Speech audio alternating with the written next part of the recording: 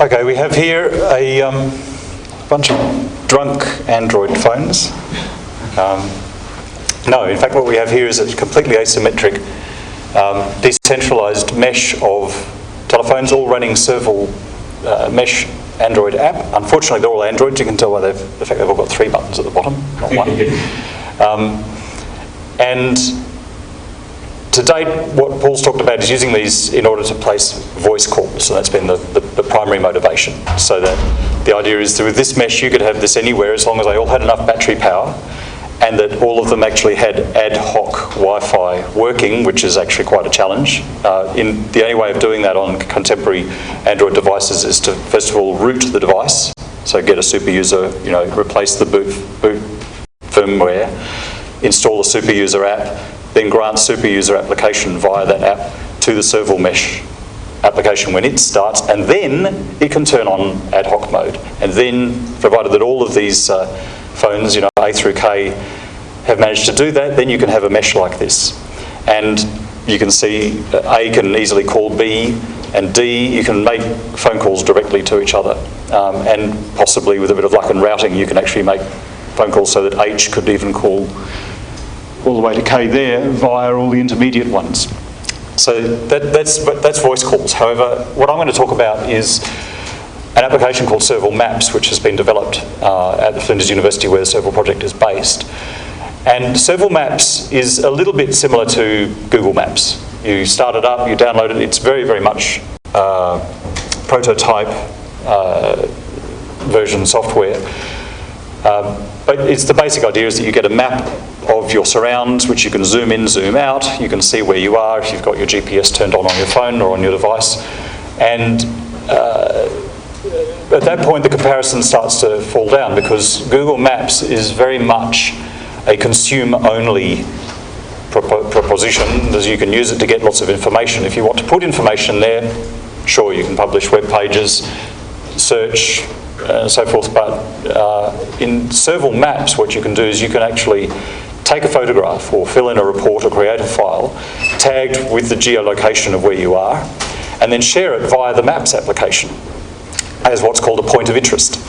At that point, Serval Maps will use the Serval Mesh application to send that to all of the other devices participating in the Serval Mesh using a file distribution component of a Serval Mesh which we call rhizome. Does anyone know what rhizome means? Roots of a plant? Yes, the roots of a plant. If you come across couch grass, the thing about couch grass, if anyone has a house with a lawn, is that if it gets in, you cannot eradicate the thing. As soon as it gets its seed in, it starts to grow and it sends tubers along underneath the ground and keeps sprouting up. So even if you think you've pulled it up, if one little bit remains, then pretty soon you'll get a bit coming up, and then it'll start coming up everywhere. It's sort of, yeah, it lives under the ground and keeps popping up. The only way you can eradicate it is to eradicate every single scrap of couch grass material in your lawn. So it's eating about a foot down, stripping up all the topsoil and then replacing it. Yeah, some people say the only thing you can do is basically do that and then plant potatoes for 3 years. and dig them in and so forth until that's what it takes to eliminate a rhizome-based lawn. So we thought it was a pretty sort of suitable name for this because that's more or less how this works. Another question, how many people have ever actually used or remember or even know what Usenet is? Oh, hey, fantastic. Okay, well think of Rhizome as Usenet for the mesh network. Right, now Usenet worked when you published an article in Usenet, a bit like sending an email. You're sending it to everyone who read that news group. And the way it propagated was that it copied that article to every single machine that was hosting Usenet. And when 2 machines got in contact with each other, they would send each other a whole list of, well, I have these articles. And the other one would say, well, I have these ones. And they'd think about it for a while and say, well, give me that one. And the other would say, well, give me this list. And then they'd busily exchange articles, then hang up. Result, you'd have an identical copy of everything on both machines. And it was just basically repeat this several times a day, wash, rinse, repeat. So eventually, the article that I write somewhere in Sydney ends up copied to all of the machines in California, in the United States, in Europe, and everywhere. Eventually it gets there because it just propagates from machine to machine, whatever path it can find. It was that aspect was what prompted Gene Spafford to make the comment that the internet treats censorship-like damage and simply routes around it. People's attempts to shut off Usenet feeds by simply closing down or block specific news groups or block specific posters came to naught because the article wouldn't get in through my feed, but it would get in, it'd go to Russia, it'd go to Belarus, it'd go through Europe, it'd go to the UK, it'd go from the UK to New Zealand, from New Zealand, and it'd end up on the University of, on Berkeley's computers, however. And that's basically what Rhizome does. So this is an interesting, it's an overcomplicated architectural diagram of pretty much what we've built, and I'll be going into this in far more detail later on this afternoon. I think it'll be the last talk in this session today. You'll see in here we've got sort of 3 blobs. That's Linux, which is the reason we're all here. At the top is an Android application called Batphone, which is actually the Serval mesh application, and that's all written in Java. And in the middle, we've got this piece, which is all written in C, which is it's a daemon process. A daemon process is basically like a program that's just running all the time and responsible for providing service to everything else. A daemon process, a good example of that is the process that does your printing. It's sitting there waiting all the time to be told here's a print job, and then it knows to send it off to the printer. So on most Unix systems, on Android systems, there are dozens of daemon processes just sitting there waiting to do their job all the time. So we've written our own, and we call it Serval D, which means Serval daemon. Very original. And in there, one of the pieces you'll see is this bit, Rhizome. Rhizome is let me see, I've got some notes here that go into it a bit further. Now, Rhizome was inspired, or the idea for Rhizome sort of grew up along with the ideas for Serval Mesh. And if you think about the mapping sort of devices that you can get and carry around with you, you've got Google Maps and Apple Maps and so forth like that, which are, you need to have internet connectivity to be able to search them. You wander into an area where you don't have a detailed map cached on your phone, you can't get a detailed map unless you can download it. So it assumes, like most of the mobile thinking and most of the commercial mobile offerings today, it assumes that you're within range. You've got coverage and you've got internet there. In the situations that we were thinking about, which is in post-disaster response areas, in remote locations, bushwalking or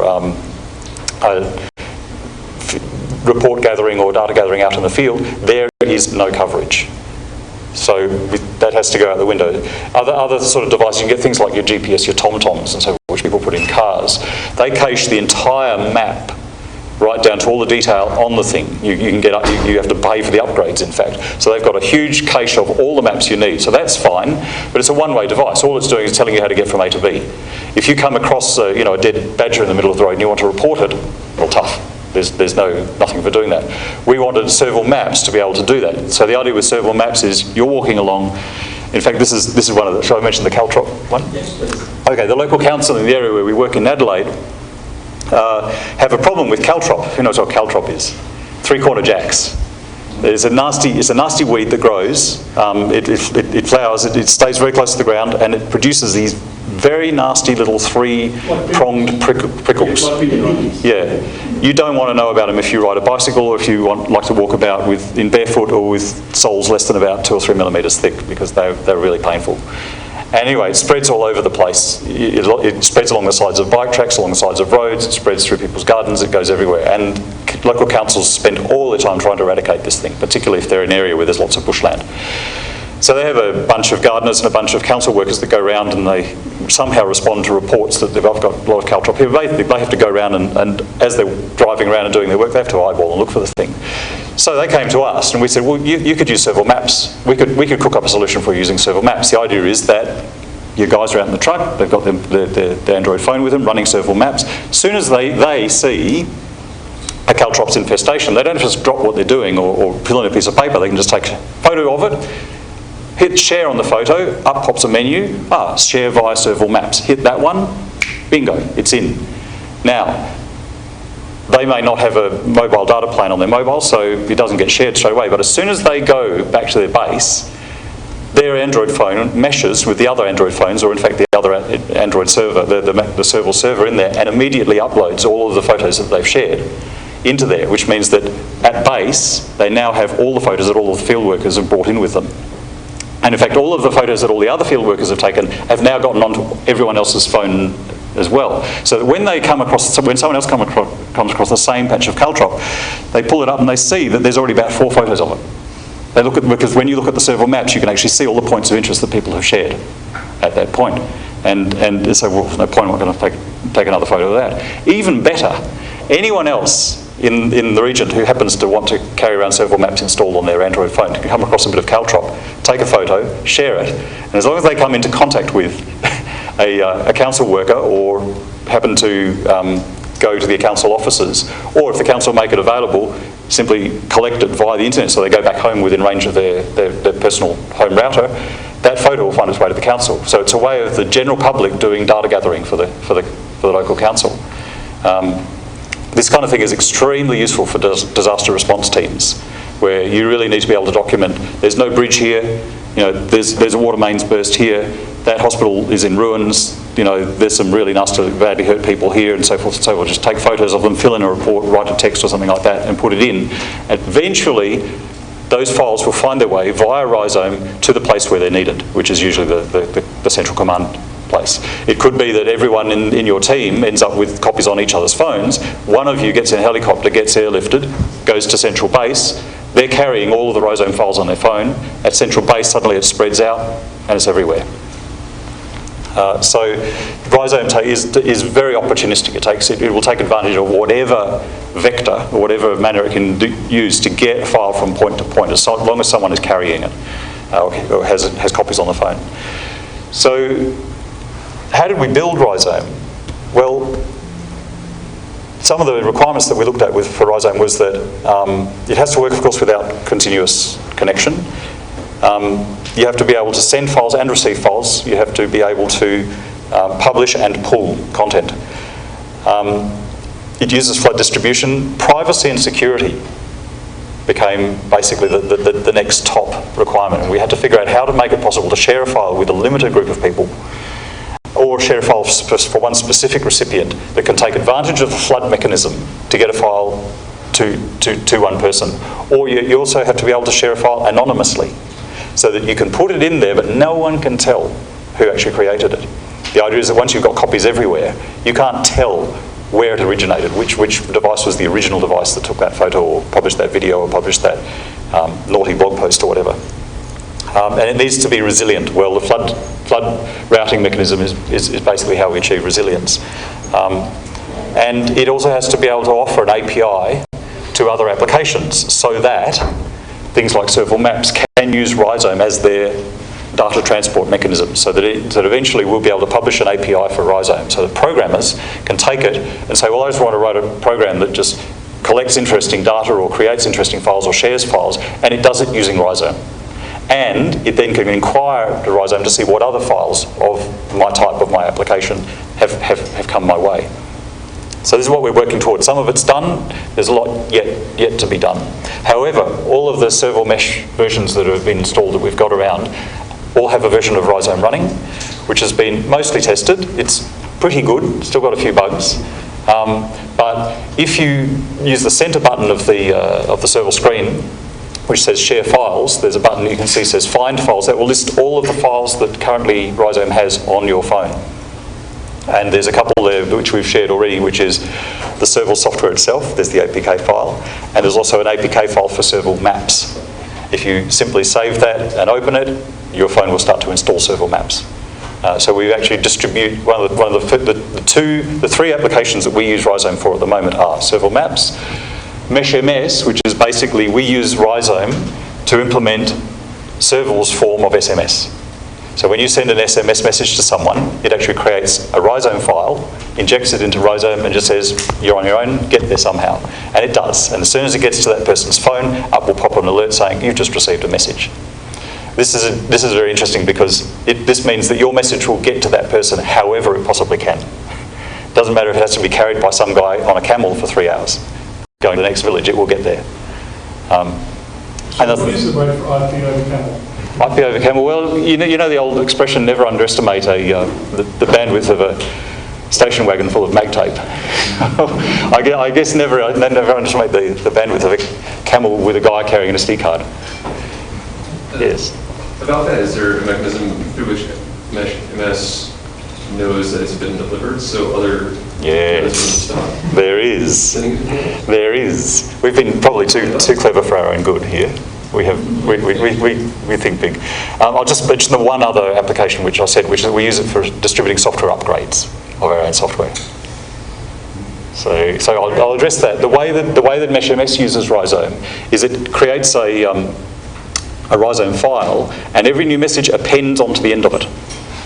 So you've got this file that keeps getting bigger and bigger and bigger. Eventually, Rhizome says, I don't care about the front part of the file, and stops carrying it, and only carries the last portion of the file, so you don't get this thing that's growing without limit forever. That bit isn't implemented yet. At the moment, MeshMS causes files to just grow and grow and grow. Fortunately, messages are not huge because MeshMS only carries text like standard MeshMS at the moment. We've got a question up the back. Question up the back. In the version of Serval that you distributed this morning, MeshMS seems to crash. Yeah. When you go into the messages screen, it crashes? I think that's an issue with, it's different on ice cream sandwich. There's a permission that's required for something you're doing. We haven't. Right. So it doesn't have permission. It may be specific to signage and more. Right. I'm not sure. That would be why. Yes. Do you collect a log? We've already got a bug report for that one. It won't let me log anything when it crashes. So anyway, Right. it doesn't report anything. Okay. Well, if that's being tracked as an issue already, then We may already have that one. we'll fix that. So you just want to mention the prioritisation rule inside Rhizome. Yes. So I'll just finish that question about MeshMS. So when you have a conversation, a MeshMS conversation with another person, you actually have two Rhizome files. One is the messages I'm sending to you, and the other one is the messages you're sending to me. And both of them form a conversation. And both phones at each end will have a copy of them. So I can tell, or the MeshMS software can tell where you got up, because when my message arrives at your phone, it records an acknowledgement in your file, appends it, which might just way back to my phone. And so by simply inspecting your incoming messages, I can see which messages of mine you've received already. So it turns out to be quite clever. There's an acknowledge system built in, which actually makes it more useful than SMS over standard telco or standard mobile plans, because when you send an SMS to a friend of yours, good chance it's been delivered, but you never actually know. You send the SMS out there, out it goes into the wild blue yonder. You kind of hope that it's gotten there. You'll find out when they ring you back and say, "What did you mean, blue?" Well, why did you send this 3 days ago? Yeah. So why did you send me this? Yeah. Why didn't you send me this 3 days ago? Well, I did send it to you 3 days ago. In Rhizome, you actually get an acknowledgement eventually that it's arrived. We're at lunchtime now, so if we want to do we want to do any more questions, or do we want to go and eat, or it's up to you guys. If you want to bother the Serval guys while they're eating. I think, all right. We're eminently botherable. One question up the back. Very briefly, you mentioned delivering updates with Rhizome. Yes. That has the potential to be very fast, especially if you're just using certificates for authentication. How do you know a piece of code is trustworthy and how do you know it's not? And if it's distributing all across the entire network, this is a beautiful way to do a lot of evil. Oh yes, the potential for evil is very high. Firstly, Android won't let you install an APK unless it's signed by the same person who's signed the version you've already got. So you can't upgrade unless the author knows the same private key. And we've got another layer. Every Rhizome bundle has a similar public-private key pair that requires the same person to sign it to publish the new version.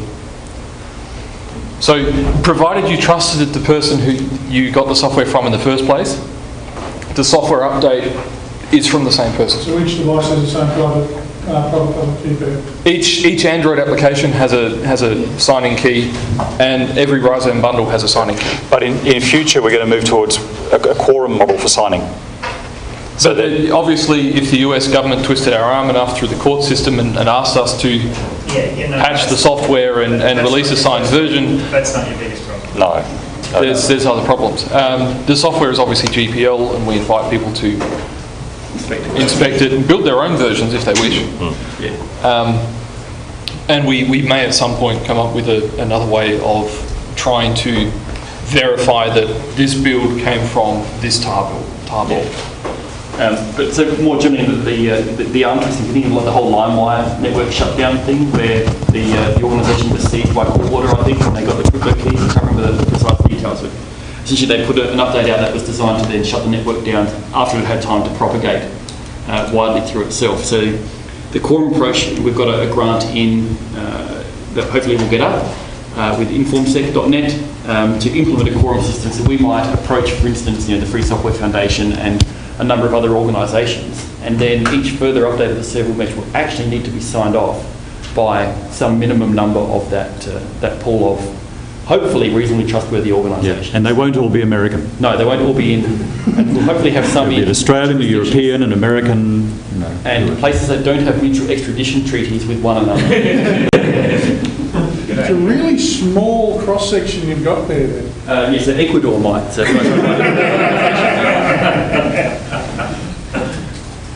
All right, I think we're done for now.